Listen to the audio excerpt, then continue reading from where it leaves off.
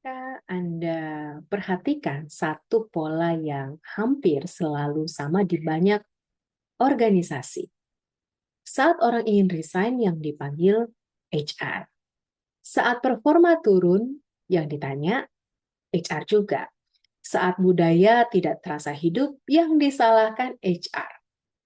Seolah-olah di dalam organisasi modern, HR adalah tempat terakhir untuk semua kekecewaan yang tidak tahu harus diarahkan kemana.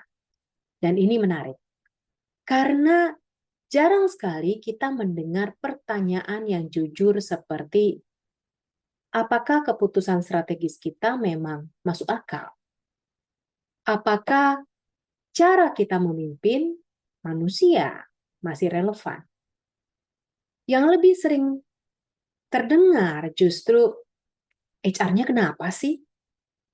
Video ini bukan untuk membela HR dan juga bukan untuk menyudutkan kepemimpinan di dalam organisasi, tapi saya mau berbagi untuk satu hal, yaitu membongkar mengapa organisasi itu butuh kambing hitam dan mengapa HR hampir selalu dipilih. Mari kita jujur, bukan sebagai HR, bukan juga sebagai seorang leader, tapi sebagai seorang individu yang berada di dalam sistem yang bernama organisasi. Menyalahkan itu memberi rasa lega yang instan, benar nggak? Seperti menutup luka dengan plester, cepat, terlihat rapi, tapi tidak pernah benar-benar menyembuhkan. Refleksi itu sebaliknya, pelan, tidak nyaman, dan seringkali memaksa kita bertanya kepada diri kita sendiri. Apakah keputusan saya berkontribusi pada situasi ini? Apakah asumsi saya tentang individu itu ternyata keliru? Dan disinilah banyak organisasi berhenti. Bukan karena tidak pintar, tapi karena refleksi menuntut keberanian emosional. Lebih mudah untuk menunjuk satu fungsi daripada mengakui sejak awal kalau kita ternyata mungkin salah dalam membaca realita. Dalam struktur organisasi yang modern, HR berada di satu posisi yang unik dan juga sekaligus sangat rapuh, yaitu HR mengurus pribadi-pribadi atau manusia. Bukan angka, bukan mesin, bukan sistem yang memang bisa diriset kapan saja. Dan ini ironisnya, justru karena HR mengurus sesuatu yang paling hidup, yang paling dinamis, paling tidak bisa diprediksi, maka HR kemudian menjadi tempat yang paling mudah untuk menempelkan sebuah kesalahan. Karena itu mari kita bandingkan. Target bisa dihitung, anggaran bisa kita rencanakan, lalu juga proses bisa kita standarkan. Kalau gagal, kemudian kita bisa berkata, aduh, perhitungannya meleset. Wah, market berubah nih. Eksekusinya kurang rapi. Ya enggak? Semuanya terdengar rasional. Semuanya terdengar objektif. Tapi kemudian kalau kita berbicara manusia bagaimana? Manusia membawa emosi ke tempat kerja, membawa kelelahan yang tidak selalu terlihat, membawa kebutuhan akan makna, bukan hanya digaji, membawa batas-batas fisik, mental, juga psikologis. Dan batas ini seringkali tidak cocok dengan ambisi organisasi. Maka ketika seorang individu atau seorang manusia mulai goyah, ketika mulai lelah, ketika mulai kehilangan makna, maka organisasi sering tidak bertanya, apa yang sistem kita lakukan kepada mereka? Yang lebih sering muncul malah justru pertanyaan ini. Kenapa sih orang-orang kita begini? Maka di titik inilah pola kambing hitam itu bekerja. Ketika kompleksitas terasa terlalu besar, kemudian juga di sini organisasi butuh yang namanya penyederhanaan. Dan cara yang paling tepat untuk menyederhanakan masalah adalah dengan mencari satu pihak yang bisa mewakili semua ketidaknyamanan itu. HR berada paling dekat dengan dampaknya. HR yang menangani konflik. Lalu juga HR yang mengelola exit interview. Dan kemudian HR yang menerima keluhan dari karyawan. HR juga yang diminta untuk memperbaiki budaya. Bukan karena HR di sini yang memberikan penyebabnya, tapi karena HR hadir saat gejalanya muncul.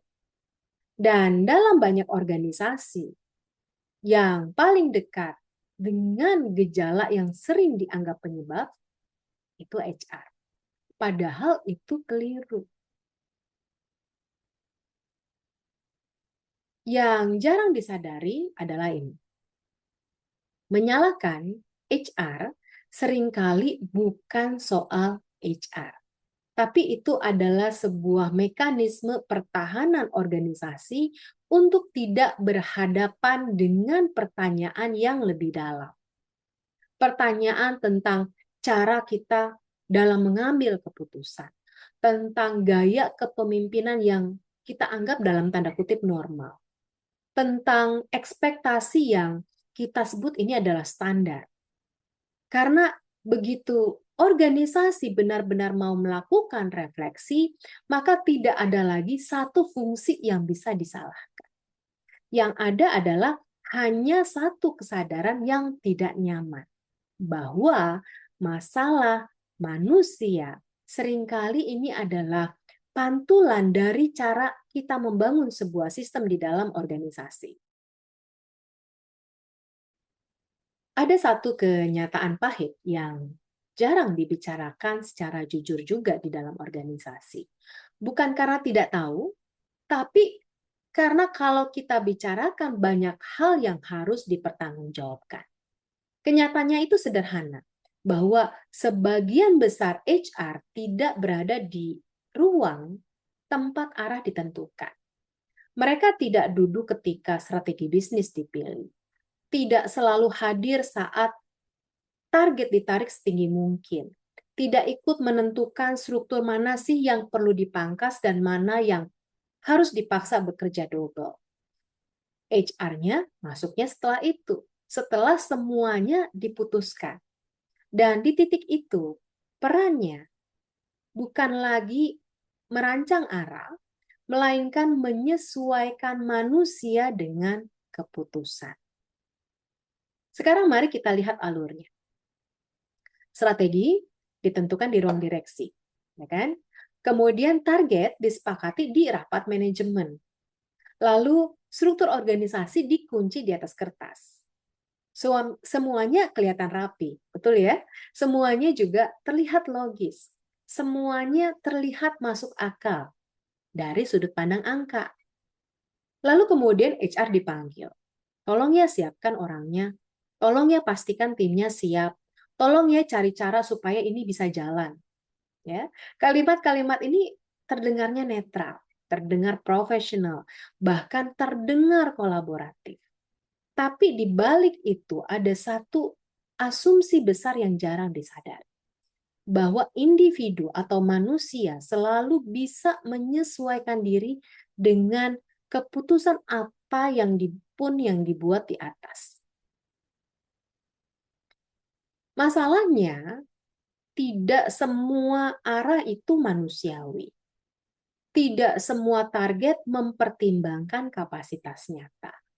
Tidak semua struktur dirancang untuk keberlanjutan. Ada arah yang terlalu agresif tanpa memberi ruang bernafas. Ada juga target yang naik tanpa perubahan cara kerja.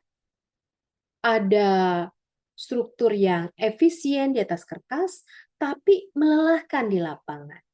Dan ketika semua itu dijalankan, yang pertama kali merasakan dampaknya bukan angka, melainkan karyawan yang ada di dalam organisasi atau manusianya.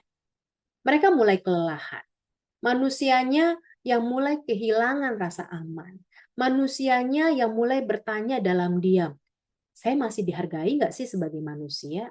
Atau jangan-jangan saya hanya sebagai sumber daya aja di dalam organisasi. Saat titik itu tercapai, sesuatu yang menarik kemudian terjadi. Pertanyaan organisasi bergeser. Bukan lagi apakah arah kita realistis. Bukan lagi apakah beban kerja ini masuk akal nggak ya? Tapi berubah menjadi kenapa orang-orang kita tidak sekuat dulu. Kenapa sih generasi sekarang gampang banget burnout? Kenapa sih loyalitas karyawan kok ya makin rendah? Dan sekali lagi, HR diminta untuk menjelaskan. Menjelaskan kelelahan yang lahir dari keputusan strategis. Menjelaskan disengagement yang tumbuh dari ekspektasi yang tidak seimbang. Menjelaskan resign yang sebenarnya adalah bentuk terakhir dari bertahan seorang karyawan. Maka disinilah ketimpangan terjadi. Keputusan dibuat di hulu, dampaknya dirasakan di hilir. Dan HR kemudian berada tepat di tengah-tengah, menjadi jembatan sekaligus juga tameng. Bukan karena HR-nya ingin berada di sana, tapi karena sistem di dalam organisasi menempatkan mereka di posisi itu. Dan selama organisasi kemudian tidak berani menghubungkan keputusan di hulu dengan dampaknya pada manusia yang ada di hilir, maka di sini HR akan terus diminta bertanggung jawab atas sesuatu yang tidak pernah mereka rancang. Bukan karena HR-nya yang tidak kompeten, tapi karena arah dan kemanusiaan di dalam organisasi tidak benar-benar duduk di meja yang sama. Setiap organisasi, tanpa terkecuali, pastinya menyimpan frustrasi. Frustrasi yang jarang diucapkan dengan jujur. Frustrasi yang sering disamarkan dengan istilah profesional. Frustrasi karena realitanya tidak pernah seindah slide strategi yang ada di materi presentasi. Frustrasi karena pasar tidak bergerak sesuai proyeksi. Frustrasi karena manusianya tidak bisa dipercepat hanya dengan target. Dan sebenarnya frustrasi itu wajar. Masalahnya bukan pada frustrasinya, masalahnya selalu satu. Kemana frustrasi itu diarahkan. Dalam organisasi yang matang, frustrasi ini diproses, didiskusikan, direfleksikan, dan kemudian juga dikaitkan kembali dengan keputusan. Tapi dalam banyak organisasi, frustrasi tidak diproses, tapi melainkan dipindahkan. Karena memproses frustrasi ini membutuhkan kedewasaan emosional, membutuhkan keberanian untuk berkata, mungkin keputusan ini tidak sepenuhnya tepat. Atau mungkin ekspektasi kita lah yang terlalu jauh. Dan tidak semua pemimpin siap berada di ruang itu. Maka organisasi tanpa sadar mencari satu tempat yang aman untuk menampung kekecewaan kolektif. Satu fungsi yang cukup dekat dengan masalah, tapi cukup jauh dari pusat kekuasaan. Dan disitulah HR masuk. HR menjadi ruang di mana frustrasi bisa ditumpahkan tanpa mengancam ego siapapun. HR harusnya bisa membereskan hal ini nih. HR harusnya bisa bikin orang lebih loyal. HR harusnya bisa bikin semua orang engage. Nah, kalimat-kalimat ini terdengar sepertinya harapan. Padahal seringkali itu adalah bentuk paling halus dari pelimpahan emosional. Sekarang mari kita jujur dalam hal ini. Loyalitas tidak lahir dari program. Engagement tidak tumbuh dari poster nilai. Dan komitmen juga tidak bisa dipaksa dari cuma sekedar memberikan training. Tapi semua itu lahir dari sehari-hari manusia yang berada di dalam sistem. Dari cara bagaimana mereka dipimpin, dari cara bagaimana sebuah keputusan dibuat, dari cara diperlakukan saat hasil tidak tercapai. Dan ketika pengalaman tersebut tidak sehat, maka tidak ada program HR yang bisa menambalnya dengan cepat. Namun, mengakui itu berat. Saya akui itu. Karena itu berarti kita harus mengakui bahwa beberapa keputusan ini punya konsekuensi yang menyakitkan. Dan konsekuensi itu terlalu berat jika harus diakui oleh mereka yang membuatnya. Maka HR yang berada paling dekat dengan dampaknya, ini menjadi tempat yang paling logis untuk menaruh kekecewaan. Lagi-lagi, bukan karena HR gagal, tapi karena sistem membutuhkan tempat untuk membuang emosi yang tidak siap dihadapi oleh peran kepemimpinan. Dan di titik ini, HR tidak lagi hanya mengelola manusia, karyawan di dalamnya, tapi HR mengelola emosi organisasi.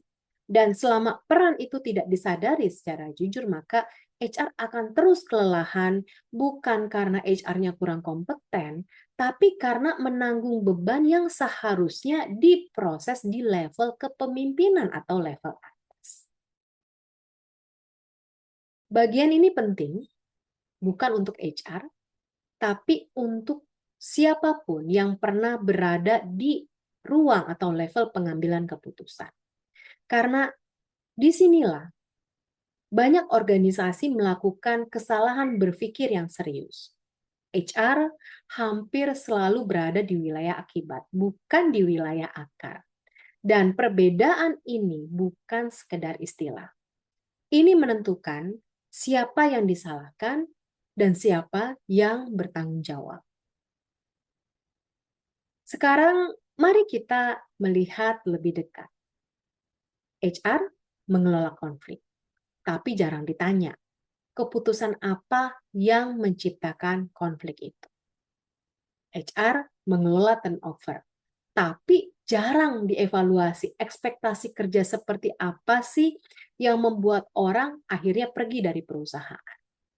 HR kemudian juga mengelola engagement, tapi jarang tuh disentuh gaya kepemimpinan apa sih yang menguras energi dan mematikan makna karyawan bekerja. Yang terjadi malah adalah ini. Ketika dampaknya muncul, organisasi lalu langsung berlari ke fungsi yang paling dekat dengan dampak itu. Bukan ke ruang tempat sebabnya itu diciptakan. Masalahnya, mengurus dampak itu terlihat produktif. Ada meeting, ada program, ada survei, ada action plan. Semuanya kelihatan sibuk. Semuanya terlihat ditangani. Padahal yang sering terjadi adalah kita hanya sedang merapikan gejala. Tanpa pernah menyentuh apa sih sebenarnya penyakitnya. Dan selama organisasi merasa bahwa merapikan gejala itu sudah cukup, maka akar masalah tidak akan pernah tersentuh. Maka disinilah HR mulai deh menjadi target tembak. Karena ketika dampaknya tidak kunjung hilang, yang terlihat gagal adalah mereka yang mengurus dampaknya. Bukan mereka yang menciptakan kondisi awalnya. Dan ini berbahaya. Karena yang rusak bukan hanya fungsi HR. Yang rusak adalah arsitektur tanggung jawab. Keberanian untuk berkata, keputusan ini punya konsekuensi. Kejujuran untuk mengakui, oh iya, mungkin cara kita dalam memimpin perlu diubah nih. Dan kematangan untuk menerima bahwa tidak semua masalah bisa diselesaikan tanpa menyentuh ego dan kekuasaan. Organisasi yang belum dewasa akan terus bertanya pertanyaan ini. Siapa yang salah? Karena pertanyaan itu selalu punya jawaban cepat. Tunjuk aja satu fungsi. Tunjuk aja satu orang. Selesai. Tapi organisasi yang sehat bertanya dengan cara yang berbeda. Mereka akan bertanya, sistem apa sih yang memungkinkan ini terjadi? Keputusan mana sih yang menciptakan pola ini? Perilaku apa sih yang selama ini kita toleransi? Maka pertanyaan-pertanyaan ini tidak memberi kenyamanan, tapi memberikan kita arah. Dan di titik inilah peran HR seharusnya dipahami dengan benar oleh seluruh pemangku kepentingan. Bukan sebagai pemadam kebakaran atas api yang terus dinyalakan di tempat yang lain, tapi sebagai partner reflektif yang membantu organisasi melihat hubungan antara keputusan, perilaku, dan dampaknya pada manusia di dalamnya, itu karyawan yang bekerja di perusahaan. Namun itu hanya mungkin jika organisasi siap naik kelas. Karena selama HR hanya diminta mengurus akibat tanpa ruang untuk menyentuh sebab, maka yang berubah hanyalah programnya, bukan sistemnya, bukan kepemimpinannya, dan juga bukan budayanya. Organisasi yang dewasa tidak menghabiskan energi untuk mencari kambing hitam. Bukan karena mereka tidak punya masalah, tapi karena mereka paham bahwa menyalahkan tidak pernah membuat sistem kemudian menjadi lebih sehat. Organisasi yang dewasa fokus pada satu hal yang jauh lebih sulit, membangun arsitektur keputusan yang bertanggung jawab. Mereka tidak bertanya siapa yang harus disalahkan, mereka bertanya di titik mana sistem kita memungkinkan ini terjadi.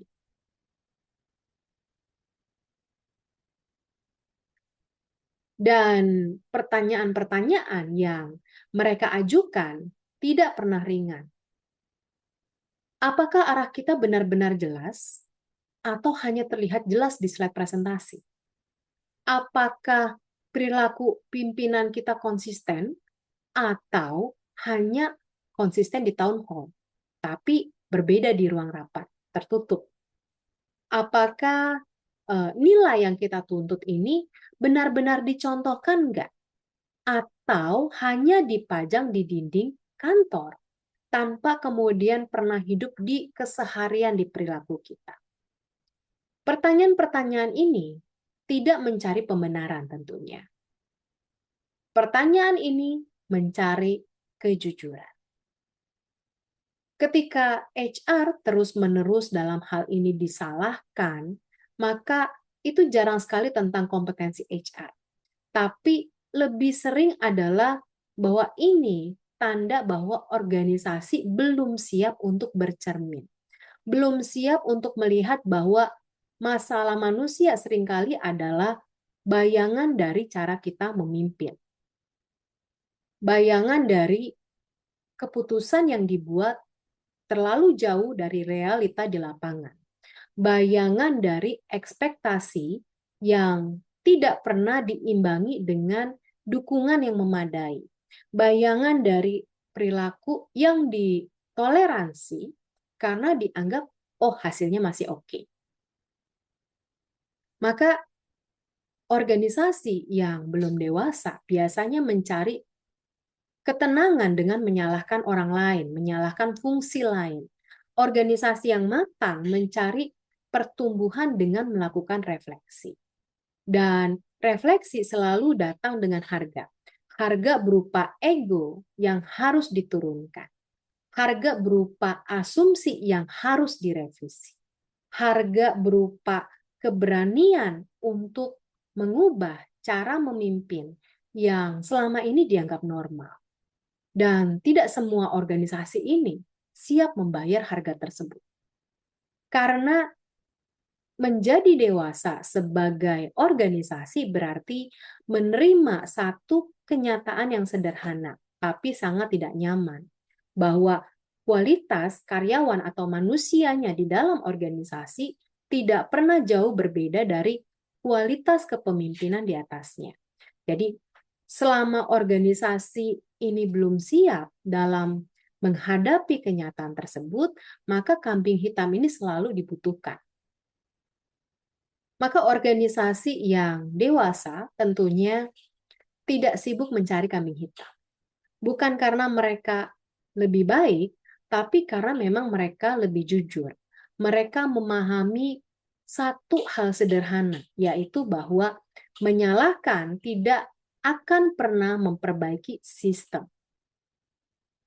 Refleksinya, organisasi yang matang tidak mencari siapa yang salah, tapi mereka membenahi arsitektur keputusan.